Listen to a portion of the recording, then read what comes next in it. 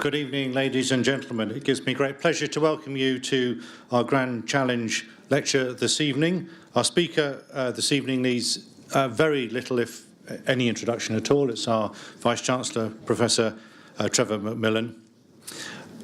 If Trevor is wondering how he's got himself into this position, I can say with absolute certainty this is entirely his fault on a number of counts. But first and foremost, because it was Trevor who conceived of the idea for Keele for an Institute for Liberal Arts and Sciences. It was entirely his inspiration, so that's essentially your fault.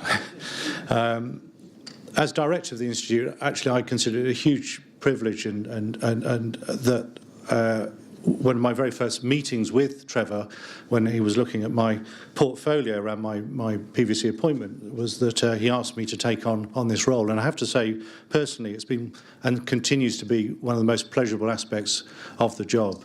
And so I've got Trevor to thank for that. But it was his inspiration that led to the vision, that led to the establishment of this institute, and it really has become part of the fabric of the university. Before moving to Keele as Deputy Vice-Chancellor and Provost in 2014, Trevor was at Lancaster University, as many of you will know. He was head of the Department of Biological Sciences, Dean of the Institute of Environment and Natural Sciences, and then Pro-Vice-Chancellor for Research. In this role, he has led several major academic developments and was the lead for many partnerships with other universities and external organisations in the UK and abroad. And Trevor became Vice-Chancellor of Keele University in August 2015. Going back a little further, though, Trevor has a very deep research career. He was awarded a PhD in biophysics at the Institute of Cancer Research, University of London in 1984. His early career was his early research was carried out at the Royal Marsden and the Imperial Cancer Research Fund. He was a radiation biologist. His research examined the role of DNA damage in repair in the efficiency of radiotherapy and the harmful effects of UVA following environmental exposure. He's published extremely widely in this area and has worked on several national committees that have examined the harmful effects of radiation. He's been awarded an honorary fellowship of the Royal College of Radiologists, an honorary membership of the Royal College of Physicians. He's also a fellow of the Royal Society of Biology. He's taught at all levels in universities and to medical professions around the world on the biological basis of cancer treatments. So his subject tonight stems out of his work as the Knowledge Exchange Champion for Research England, and the title is really an exposition of some of the work that he's done in that area. It's possibly a slightly unusual title for our Grand Challenge lecture series, but I think one of the things that I really reflect on is that universities are really going to contribute to tackling some of the great challenges that the society faces today. It's no use doing those within the confines of the campus in an entirely academic environment. We have to take seriously part of our main responsibilities, ensure that we exchange that knowledge reaches out beyond the bounds of academia and the university and really makes a difference to society. And so knowledge exchange and Trevor's experience in that area is something that I think we all recognise the value of extremely highly, and we really look forward to hearing what you've got to say about that tonight, Trevor. So thank you very much.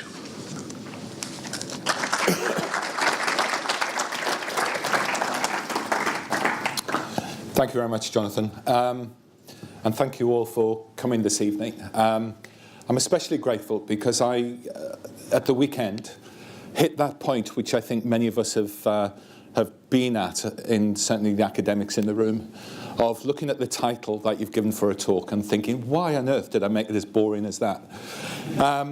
And especially in the context of a Grand Challenge lecture, because it is a pleasure to do this, and I have felt a little bit of an obligation to do one. But the other obligation I felt was I'm spending a lot of time talking about the knowledge exchange framework in various fora. I was saying to Jonathan, I've actually given not this talk. I've sort of Keeleized tonight, but I've given a talk on the KEF 4 times in the last 7 days, twice in China last week and twice in London earlier in the week. So I felt it only right and proper that my home university should actually hear about the developments of the knowledge exchange framework in that context. But the other side for the grand challenge bit is that I think the story does relate to an issue which is actually at the heart of a lot of conversations at the moment, which is what are universities for? And I'm not going to try and address that big issue because literally that will be the subject of a symposium in the university and you need at least a full day to talk about it. So it's just one niche of it, but I think it does, as Jonathan says, sort of emphasise that we do have a key role as a university in society and indeed in influencing the economy. And it's something that at Keele we've taken very seriously indeed. So what I'm going to try and do is give you a little bit of the background around knowledge exchange, take you through what that means, give you a little bit of where I think Keele is at the moment in that landscape, which apart from anything else should hopefully give you the feeling that this whole policy development isn't something that we should be frightened of. Indeed, it's something that we're performing well in and that we should almost relish the idea that it's coming. But then I will take you through effectively the national picture as to the work I did in particular on one part of knowledge exchange and then where the whole development of the KEF is at the moment. And if I get that right, I'll do it all in 45 minutes and then we'll have some time for some questions. So the first slide really is this statement that universities do provide major social and economic benefit. And there's a lot of people that still forget that at the moment. Many people just see us as big schools and that's all we are. But there's a number of reasons why actually we really do provide that benefit, partly locally, partly regionally, certainly nationally. And even if in some cases we don't extend that reach to the global influence, the fact that we have a global network does mean that we bring that international perspective into those benefits on a smaller area. Inevitably, and I'm going to slightly apologise for that up front, but hopefully not totally, because of the nature of where this is coming from, and you'll see around the technology transfer bit, there'll be probably for some of you a little bit too much emphasis on the economic benefit. And that's not to say it's all going to be about economics. It's just that actually government policy is largely around that at the moment. But in terms of the economics, in terms of the impact that universities have on their area, this is a slide, it's actually a couple of years old now, but it's a study that UUK did, and they do one for every part of the country. This represents the West Midlands universities, so a group of 12 universities across the West Midlands from sort of Worcester up to us, and then through Birmingham, and then across to Coventry, for example. Nearly £200 billion of benefit of money spent in the context of universities per year. Over 70,000 students, probably a lot more than that now across those universities, 50-odd thousand staff, and on an annual basis, to say, £2 to £3 billion worth of benefit to the economy. So to put some currency to it, when Michael Barber goes on Radio 4 yesterday morning and says he is happy to potentially close down universities if that's what it takes, this is what he'll be putting at risk, not just the fact that we educate a lot of students. Even in terms of Keele, this is some work that we did as part of the move towards a sort of 5-year plan for that, developing that economic development. And the study says that even here, we basically put into the local economy a figure that is roughly equivalent to our turnover, so 170, 180 million. And that works through the amount of money we directly spend as a university, but also what our staff and our students spend when they're in the area as well. So even within our fairly tight locality. So that's the broad financial and economic benefit. But that comes partly by the fact that we're just here, that we're one of the biggest employers in the area, but also because actually we do a lot of stuff that is relevant to the outside world. And so we'll talk about knowledge exchange, although again I'll question whether that's the right term later on. This is an old HEFC definition, And basically it says that there is a number of interactions between higher education institutions and businesses, public services, charities, communities, and they include joint research, development projects, consultancy, training, and knowledge exchange is basically the wrapper around all of that. So immediately we're moving from the pure economic into a much more broad framework. And this is another way of outlining how some of that framework might take into account. I'll put the wrong glasses on, I can't always read my slides. But 3 or 4 different areas. The first is clearly by doing research and innovation, then we are doing things that actually will benefit either directly through the research or ultimately down the line. We work with enterprises, with businesses, and actually support them in all sorts of different ways. And then, of course, there's the big human capital development, and that's posh term for saying, actually, we train students. One of the biggest impacts we have is that in this university, every year there are 3,000 and something students leave our university and go out and do good things. And that in itself is clearly critical. And of course, at Keele, that influence has actually been here right from the beginning. So within our founding charter, the idea that there should be an institution that is formed in North Staffordshire where instruction into all branches of liberal education should be given to enable students to qualify degrees in arts, science and other subjects, and also such technical instruction that would be immediate service in the professional and commercial life of the area. So it's been here. So that's 1949, that's when we were formed, and again, that is just as relevant now as I think it was then. In fact, I could argue possibly even more relevant now. 1949, bit of a conflict with Europe over the last few years, bit of uncertainty about what America's doing, bit of uncertainty about what the Far East is doing. Not too much different from the 6 o'clock news tonight if you were watching it. So really embedded in where Keele is coming from in all sorts of different ways. But also important even now, because we still have to admit that we live in an area which actually has some issues. An area which clearly hasn't fully recovered from the industries that were at the heart of the area up until a small number of decades ago. And I won't go through of all of this, but this is a sort of level of assessment that basically says that this part of the country, North Staffordshire, Stoke, is underperforming in terms of that level of innovation, in terms of the research that is done by business, in terms of the skills levels of many of the people in the area. And so we have an immediate problem, and I personally believe that as a university, we're not going to be able to fix all of it, but we do have a responsibility to actually make some inroads and help along the way.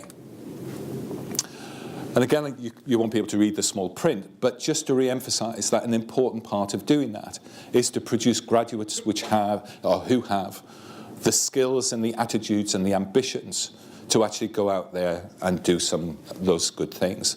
Because as I say, we can't do it all of ourselves, but if you amplify what we do on campus with that number of students, those graduates that we produce, and we produce them with the graduate attributes that actually the university now 6 or 7 years ago stepped back and actually worked out, I think in a very innovative way, because actually we as academics love the idea of standing up in front of students and talking about things that we think we know something about, and not worrying almost about whether the students need to know it or not. Whereas actually what Keele stepped back and did was let's start from what we want our students to know and what we expect them to be able to do and how we expect them to be able to think and analyse things, and then work backwards from there. We still haven't got it right, our curriculum isn't still right in that, but nevertheless that is all part of this having an impact outside. This is a broader description of these different areas, and again emphasising how broad the impact of the university can be in different areas. So this is produced as part of a study that was commissioned by HEFSI. So it talks about research and the direct impact that can have on some businesses. It talks about the skills and human capital. It talks about those networks into communities, the entrepreneurship. Also about sharing the assets, the fact that here on campus we have a science park, we have people who are actually on campus, potentially interacting with our academics every day. But there's the broader public engagement that we actually have increased quite significantly over the last year or two, which actually relates from, again, the academics through to one of the biggest student volunteering programs in the country. Again, all different ways in which we have that impact. In the bottom left-hand corner, and I come to that last, is about commercialisation. And that's in there. It's intentionally on this diagram a relatively small area, because it's there to make a point to government that while they might be completely preoccupied by commercialisation, and I'll come back to that, it is just a small part of what we do. I'm not going to go through this in detail, but again, this just is some of the activities that our academics do. And this was a national study which actually talks again about the specifics, the public lectures, the student projects, the working with schools, the actual commercial stuff in terms of IP and patenting, a whole range of different activities that our academics get involved with. And as universities, these can be all classified in different ways. And this again is an EU classification now from a few years ago, but which starts with what they're described here as the transactional, fairly small things, but that actually can be often done at fairly significant volume. So whether they be around consultancy services or graduate enterprise, those sorts of things at this end, but going through at the top to really being transformative. So a smaller number of big things, like the presence of a science park, like the presence of companies here, like the link that I mentioned earlier into that international perspective that can really have that transformative effect if you bring an international view on some of the local issues. So in order to be what I've described as a deliberate anchor, the term anchor institution is started in America. It's effectively, as I described it earlier, we are here as a big organisation that employs lots of people and that spends lots of money in the area. So the local hospital would be an anchor institution, for example. But the transition to being a deliberate anchor means that actually we actively try to use what we do on a day-to-day basis and make sure that it does have that impact more broadly. And that will come from that high-quality research. It will come from that broad engagement. It will come from that providing support to different businesses in different ways, and it will come from sharing some of the equipment or some of the resources, some of the expertise that we have. And that's especially important, that last one I would argue, well actually the bottom two, for the small and medium-sized companies that actually are at the heart of the UK economy, but are often left out of government's thinking because actually their thinking can be dominated by the big multinational global companies.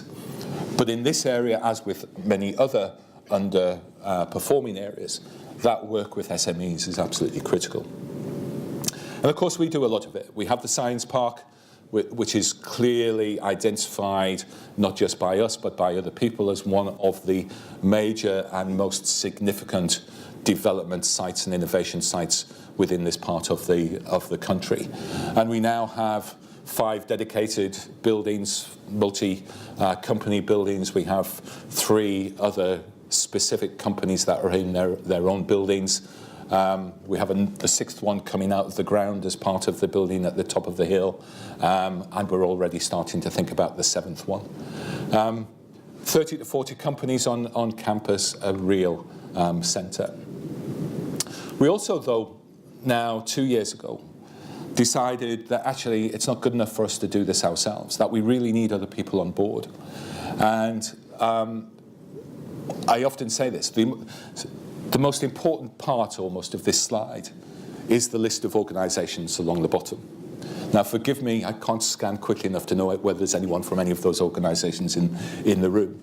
But for those of you who know enough about the politics and everything else of North Staffordshire, to get the county council, the hospital, the borough and the city and the LEP all talking around the same document and supporting it, I consider as one of the major achievements of my time as Vice-Chancellor, because actually that's not an easy thing to achieve in this part of the world.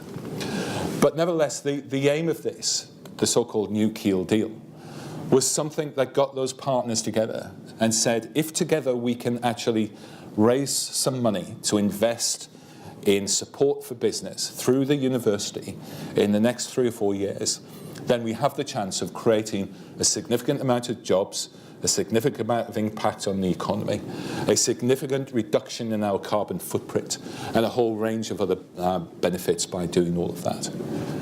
And that's working really well. Not least it's giving the University of North Staffordshire a good profile. But actually, we're over halfway in terms of getting that 70 million. And that's the sort of thing that is paying, for example, the Smart Innovation Hub, the new management school building at the top of the hill, as well as things like our Smart Energy Network. Because the priorities around that were a single point for businesses to come to the university. A small anecdote here. I gave a talk about the KEF in London about 4 weeks ago, and I was a bit sloppy with my language. And I talked about medieval structures of universities making it difficult for businesses to actually engage with universities, because we have structures that actually mean nothing to the outside world. And if a business wants to come and talk to someone who has an expertise in a particular kind of engineering or a particular kind of chemistry, where do they go? Which door, literally, do they knock on?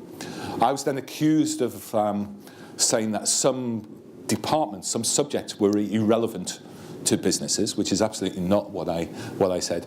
But I also then had almost every professor of medieval history in the country telling me that actually medieval universities had no departmental structures whatsoever.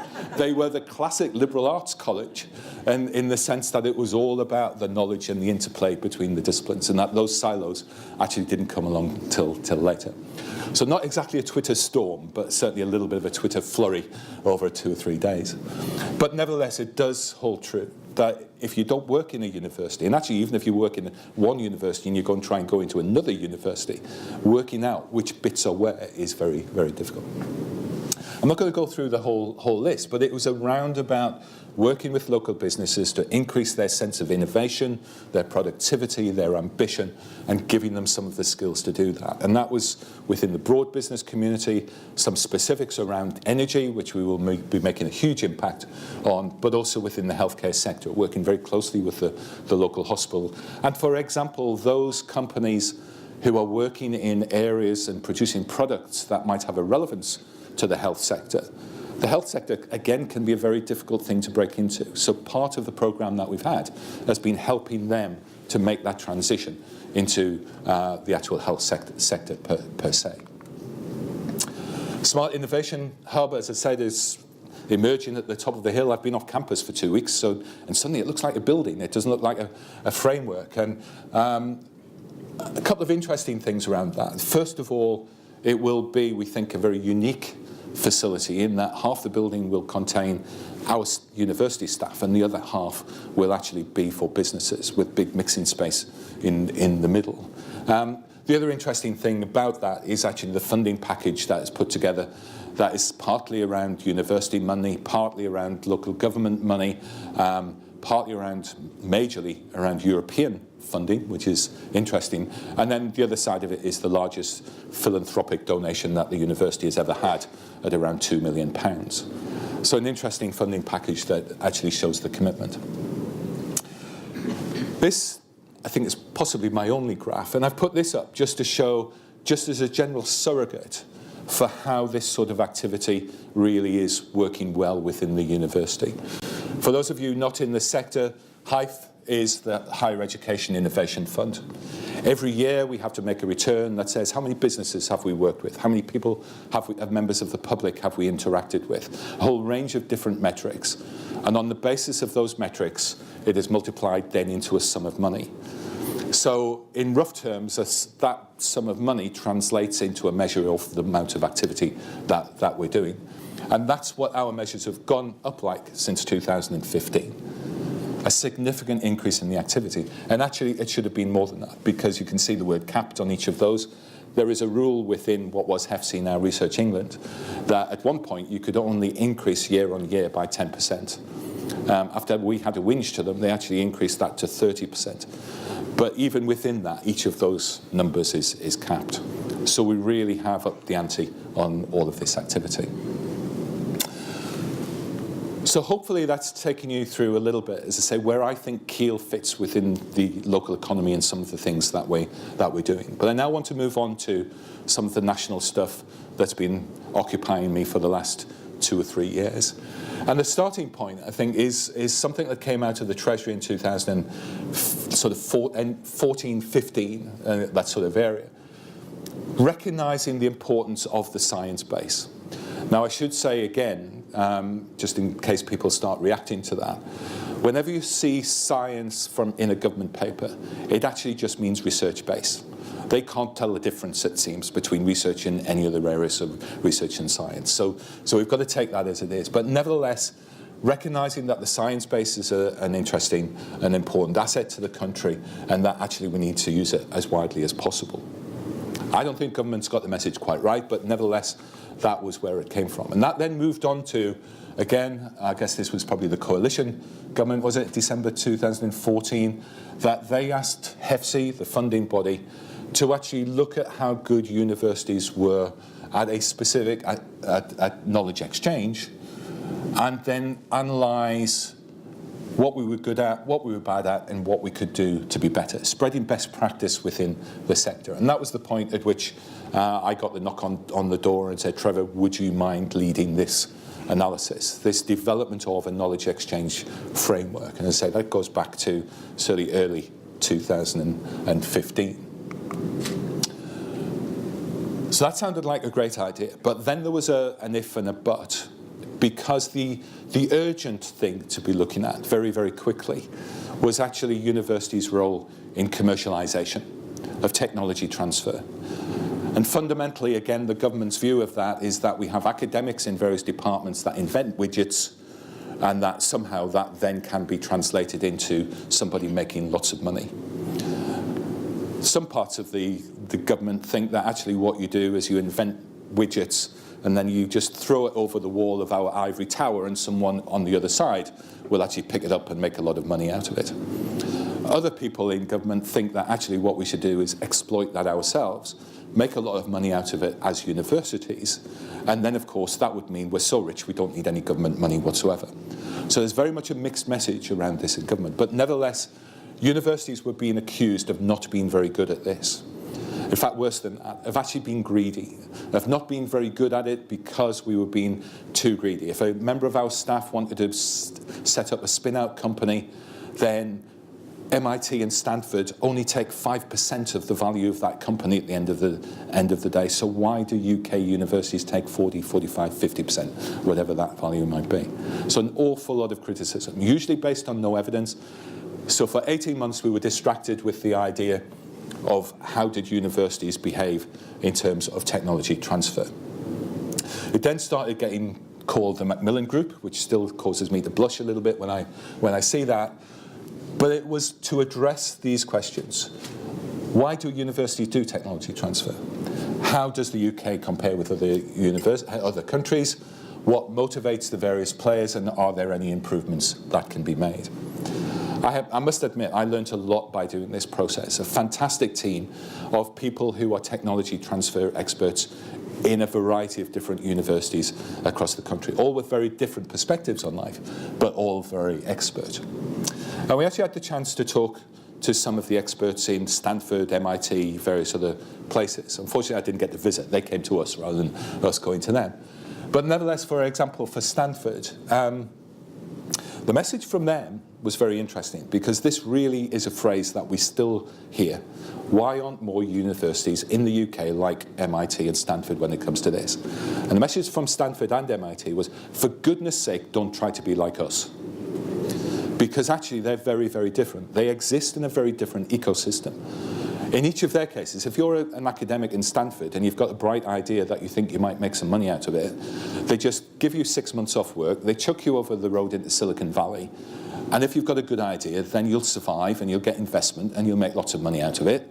And because of the culture in America, you will then get very, very rich, and you'll give a huge amount of money back to Stanford in the end. That's the cycle they are in.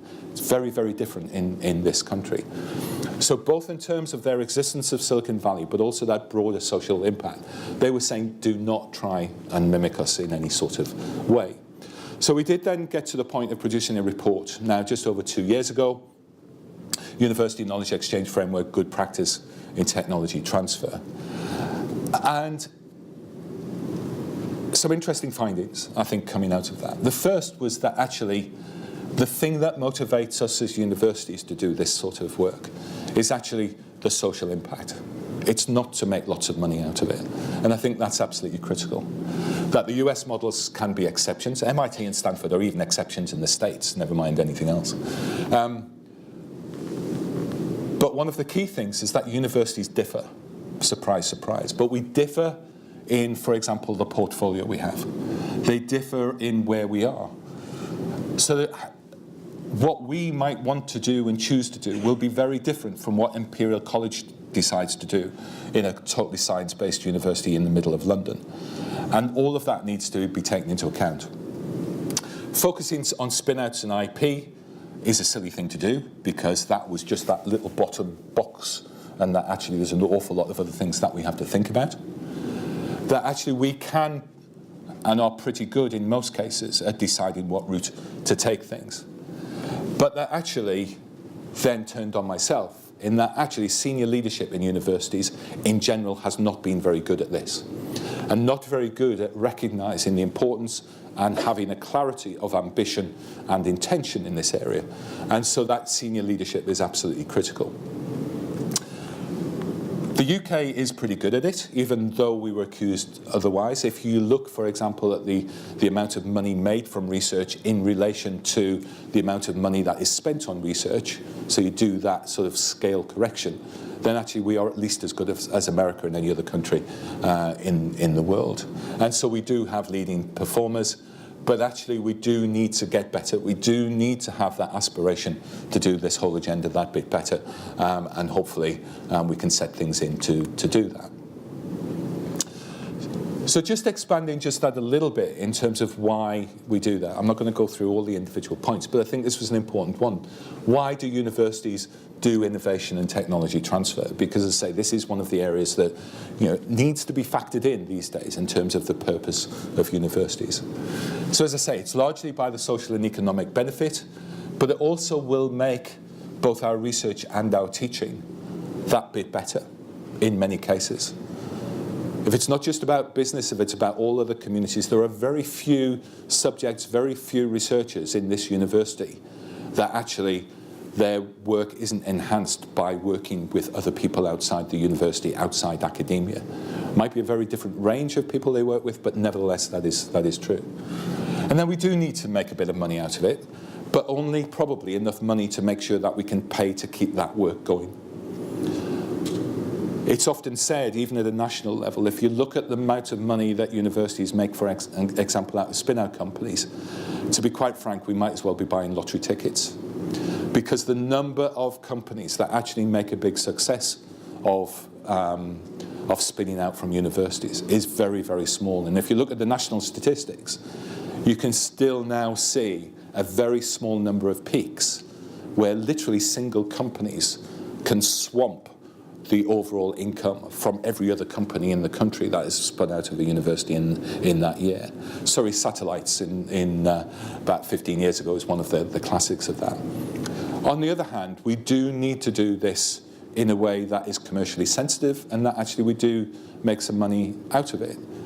Apart from anything else, should we be expecting to pay for this sort of activity directly out of student fees?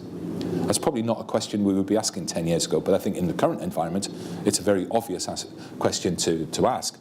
And I suspect the answer is we can probably argue that the students do get some benefit from this activity, so a little bit might be sensible, but certainly not a major component. So the recommendations were that, first of all, leadership matters, that actually we as senior leaders within universities need to get our act together and actually tell a good story around this. But that actually understanding the systems in which each of our universities work is absolutely critical. And that as universities, we do need to continue to support our academic entrepreneurs and indeed support the professional practice members of our universities, who are the ones whose actually day job it is to actually facilitate some of these interactions. So you publish a report like that, and then you hold your breath and you say, right, is government going to take any notice after we put all this sweat into it for 18 months? who's going to listen? Well, fortunately they did, because actually there'd been a review come out by Anne Dowling, an engineer from Cambridge, around technology transfer in relation to, as I say, engineering in particular. But within that response, the government did recognise our report and recognised that actually there was no one size that would fit every university, that we're all different. The subjects we do are different, the environment that we're in is different, our ambitions are all different. And that anything that we now do in order to evaluate performance of universities needs to take that into account. So the second thing was that they welcomed the review, and now we're then working with HEFSI and other partners to take it forward. The other thing that came on the back of that was the Government Science and Technology, or Parliament Science and Technology Committee, actually looked at this. And again, I actually went with Anne Dowling to the committee, but picking out some of the key elements. So the good practice in technology transfer was that actually it's subject to those local conditions, that the system would influence it, and that actually did the characteristics of the individual university, and that all of that should be taken into direct account. And then more recently, just over a year ago now, the UK Industrial Strategy was published. Again, an interesting document that came through, but fortunately recognising again that the development of a knowledge exchange framework built on the work that we'd already done should aim to capture the rich network of collaborations between universities and business. It does talk specifically about business, it's always going to, I guess, in an industrial strategy, but nevertheless that recognition of that breadth, which is absolutely key, and not just purely focused on that very simple commercialisation. The other thing that government did, and HEFSI in particular, was to actually put a little bit of money in place, because one of the other areas that was very clear, and it is important for universities like us, is that collaboration between universities in this area hasn't necessarily been happening as well as it should. That all universities might have their own expertise, but they might not be good at absolutely everything. And therefore, how can universities be encouraged to work together? So £100 million Connecting Capability Fund, where that was broken up into effectively £5 million chunks of money and given to different consortia in order to work out how they do things better in this whole knowledge exchange, but specifically commercialisation and technology transfer field. And we are part of one of those consortia. We are now part of a group of universities called the Midlands Innovation Group. We joined about 18 months ago, and that you can see basically covers off the key research-intensive universities across the Midlands. So going through Aston to Birmingham to Warwick, and then Cranfield, Leicester, Loughborough, and Nottingham. So that group of universities is now working together in some aspects of that space on the basis of that funding. So everything was actually going relatively nicely until about just over a year ago. So we had this view, and the next bit of work for the Knowledge Exchange Framework Group was to take up this mantle of leadership. And the way we started talking about it was, how are we going to encourage Vice-Chancellors to actually be much more transparent, much more open about what their university should be doing and how it was evaluated and how it was supported and all of those sorts of things. And that's what the Knowledge Exchange Framework would be. It would be linked to a range of support structures and various other elements that would help universities achieve all of that. Then, unfortunately, the then Universities Minister, Joe Johnson, stood up with effectively no notice and said he wanted the KEF to be two different things. He wanted it to be based on, yes, that leadership statement, that statement of intent, but also he'd just been to America. He liked the idea of scorecards for all of these things, so there need to be some numbers in there. There need to be some metrics. So the Knowledge Exchange Framework has now taken on two different streams of work. There's one which is around the metrics, which is working out how we can actually measure all of the activity that I've been talking about. The next is that leadership statement, what we've now turned into a concordat. That's the specific bit I'm working on at the moment, and I'll come back in detail to some of that in a moment. So two different elements, the principles and the metrics. So the metrics, as I say, commissioned from Joe Johnson, but did say within that commissioning letter to HEFC, don't forget this idea that actually there isn't a single model that would be appropriate for every university. So what you absolutely can't do is expect to produce a league table that is just a single number where the one at the top is absolutely brilliant at knowledge exchange and the one at the bottom isn't. Because actually you can't produce metrics that do that. So there has been a group that's been doing an awful lot of work around that, and that they will take in those factors that develop, take into account the different aspects of the universities. We are expecting, I learned yesterday, this to emerge into the public domain, what the metrics and things might be, literally in the next small number of weeks. It's been pretty much ready for the last 2 or 3 months, but for various reasons it's been slowed down. But I do understand that it is now coming. What we can expect on the metrics side is a series of groupings. So taking on board again this idea that Keele could not be compared sensibly with Imperial. Keele probably could be compared sensibly with Hull or Aston or Salford or Lancaster or Essex. So what we're going to see, I think, is the proposal that a group of very large, largely civic, very research-intensive universities will be in one group, and they will be compared within that group. You won't be surprised to hear that that group pretty much looks like the Russell Group.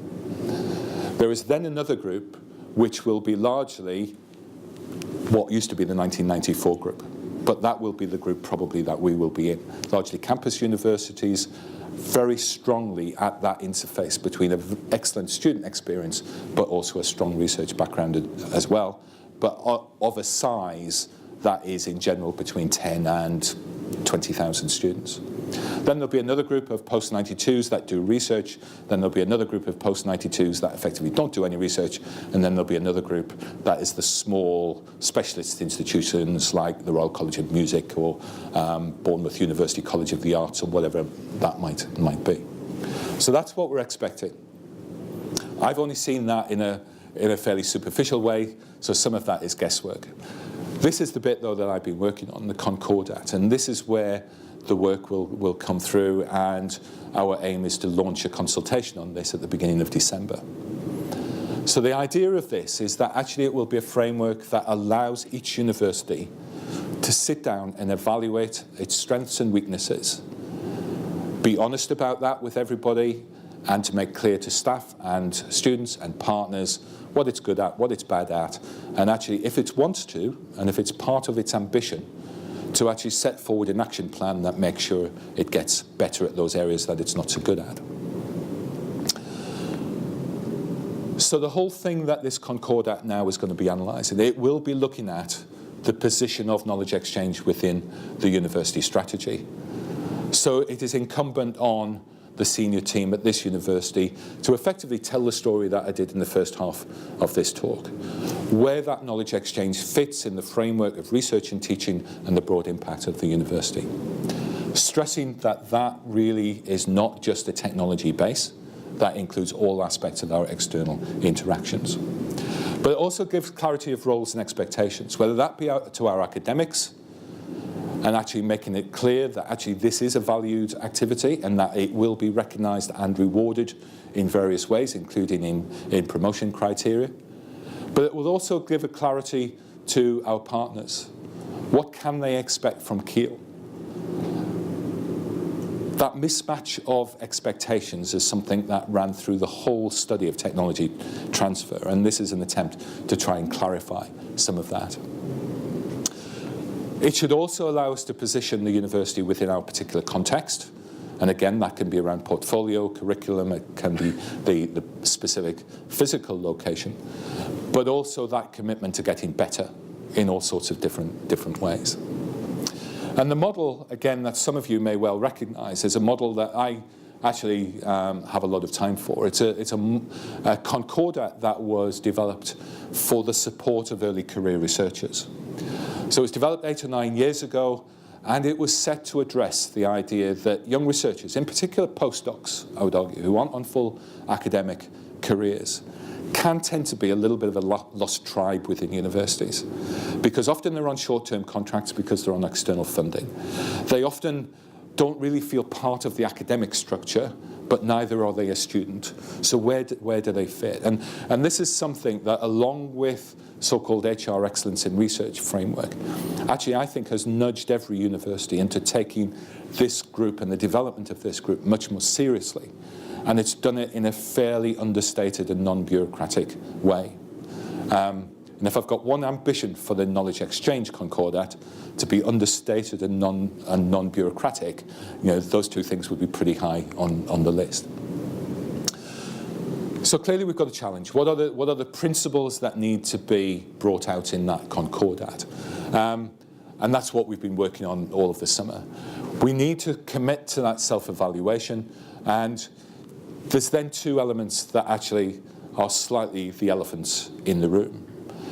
Because I still don't know, as I stand here, exactly how this Concordat might be used in relation to funding. I might come back to that briefly at the end. So the discussions we've been having in the group, again, fascinating, whole range of different universities intentionally, Oxford and Cambridge represented, I mentioned Bournemouth University of the Arts, that's represented, really trying to get that broad view. And one of the interesting questions, actually right up front, was, is knowledge exchange the right term?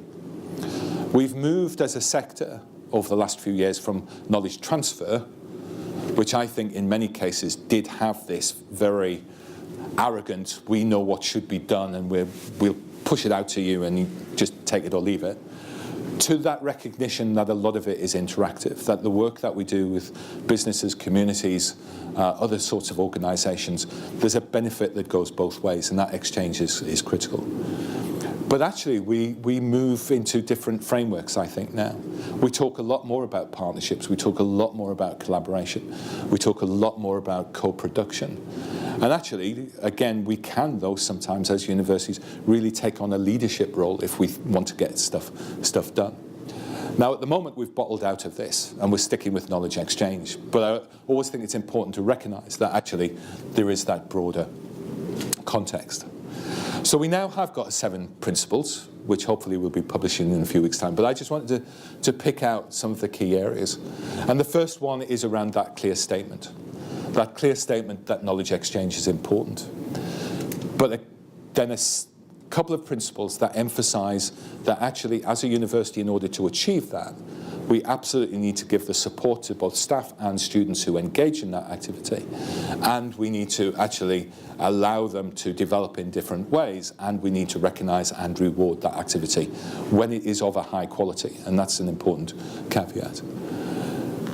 And then that clear and obvious access points for organisations, and a clarity again as to what those organisations might expect from the university when they engage with us. So there will be 7, but the general themes will be around that sort of area. And if we do that, what will it achieve? Why should we bother with all of this? Well, partly it is about telling government and indeed funders what we're doing. It's to, again, try and align those expectations that have been mismatched. I think it'll work well because actually any of our staff within this room who have engaged in some of that activity, I suspect will have gone through frustrating times when they're not quite sure whether it is something that they should be spending their work time on, because they're not sure whether it's recognised within the university as being valuable. So we have that clarity to partners, reduce those tensions, improve the efficiency, and indeed express and support and characterise our desire to get better and be the best in the world. So the next steps for that, as I say, are a launch in December. They will come through a consultation, and then there will be partners and things that are brought on board. I was at Bayes yesterday, we were talking to the charities, CBI, all of those sorts of organisations. Again, if you take the model that I said of the new Keele deal, where one of the key things is if you can get all of those partners in alignment to start with, then it makes things easier at the end. If I can produce a Concordat that is signed up by government, by major charities, and by major business organisations, then I think we'll have a good chance of making something work. As I say, the difficulty that still needs to be sorted out is, what will this mean? Why should we bother? I probably would have a commitment to it because I think personally signing up and analysing ourselves in the way of a Concordat would be good for us. It would help us in various ways within Keele. Not every Vice-Chancellor might take that view, so what would be their incentive? I suspect what the incentive will be is not in any detailed way, not in a big analytical way, not in anything that involves the metrics, but that high funding that I showed earlier, the graph that was going up, that now amounts to a significant amount of money which is well embedded in government policy as something that they see the benefit of. I think that the Concordat won't feed into the calculation of how much money, but I suspect that the Concordat will become something that is a prerequisite to you even being eligible to get that money. So it's almost a door that you need to go through to demonstrate to government that actually you're committed to spending that money wisely in a sensible way. My personal view, whether that actually comes through or not. So what I've tried to do then over the last 45 minutes, a little bit longer, is give you that perspective. Hopefully, as I say, that feeling that Keele is doing some fantastic things in this area. And this area, by that I mean these sorts of activities, but also within this physical regional area.